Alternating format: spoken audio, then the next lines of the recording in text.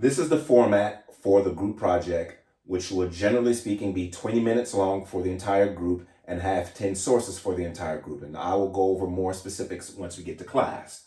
It's going to pretty much follow the same format as the other presentations, but we're going to be using a specific format as it pertains to persuasion called Monroe's motivation sequence. So you're going to start off with a story, you'll have a topic, and your thesis will be 5 points. Point number 1, attention.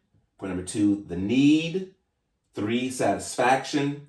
4, visualization. And 5, action.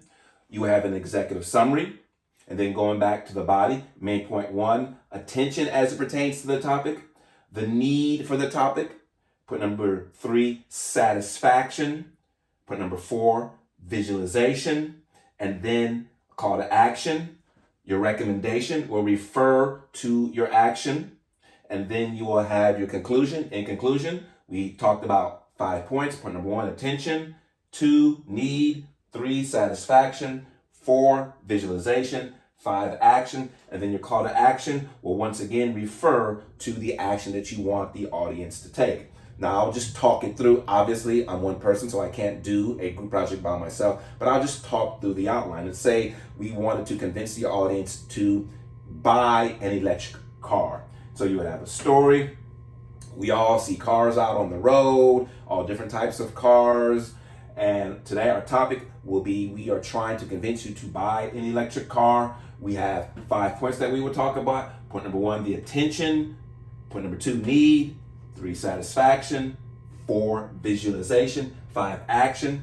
And our executive summary will be, we encourage you to buy a particular car. If it's Tesla, BMW, GM, there are various models out there. So we encourage you to do the research and buy the make and model that best suits you. And then you have point number 1, attention.